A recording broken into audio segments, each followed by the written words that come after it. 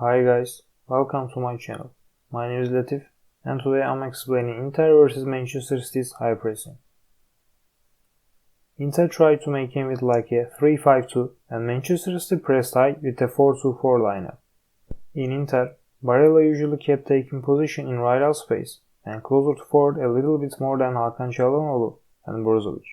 Brozovic and Çalhanoğlu usually tried to make game from behind. Manchester City press like they don't have a center forward, but they have two offensive midfielders. Both Haaland and De Bruyne didn't press to Inter center stopper Acerbi directly. First, they tried to be sure that they could cover Çalhanoğlu and Brozovic. When Inter's right or left stopper took the ball, Bernardo Silva and Grealish pressed them. But if none of Darmian or Bastoni took the ball, then Grealish and Bernardo Silva just kept taking position a little bit away from Darmian and Bastoni. Manchester City fullbacks matched with Inter wingbacks. If the ball went to a wing from center, the fullback close to the wingback, which takes in the same vertical space with the ball and wingback. For example, if Inter's left stopper Bastoni took the ball, because the ball would get closer to Inter's left wing, Manchester City's right back Stone started to close Inter's left wingback Di Marco. In center midfield, İlkay Gündoğan and Rodri tried to cover both central areas between them and center forwards and between them and defense line. So if Hakan Çalhanoğlu or Brozovic became free, they closed forward and covered them.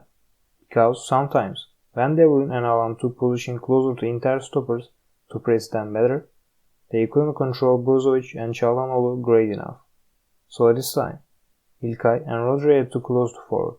And also, if Inter's funneled center forwards close to midfield to take the ball, they covered the center forward.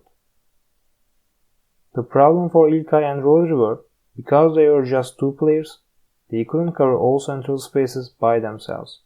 If Inter's funneled center forwards shifted to midfield and at the same time Brozovic or Çalhanoğlu became free in the midfield, they couldn't cover all players because there were too much distance between them and forward or between them and defense line. And also, Barella's position affected them in a bad way. Barella took position in right half space, and this positioning didn't let İlkay or Rodri to cover him, because if one of them would close to half space to cover Barella, this time, to cover center, Manchester City would have just one center midfielder. Also, when Inter was trying to make game, if the ball got closer to Inter's left wing, this time, İlkay and Rodri had to shift to the wing a little bit too. They didn't shift too much, because if one of them would shift to wing or even half space, this time, center would be too free for the Inter players, but still they got closer to wing. And this time, Barella became more free than even normal time. Because when the ball went to left wing, Barella didn't close to left wing. He kept staying in right half space.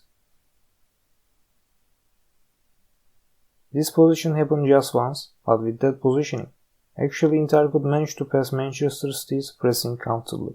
In this position, Inter tried to make game with 3-3-4. Brozovic came to defense as the center stopper. Acerbi shifted to left stopper position. Bastoni shifted to left wing back position and Dumfries went to left winger position. In this position, it doesn't matter which player is in which position. The important point is lineup. Now Inter had three players who took position in left wing. So in the end, in left wing, one Inter player became completely free. It's because Manchester City's right winger took position closer to Acerbi and Manchester City's right back Stones covered Dumfries. So Bastoni was completely free. İlkay and Rodri also didn't shift to wing to cover him because, as I explained before, they didn't want to cover center with only just one player.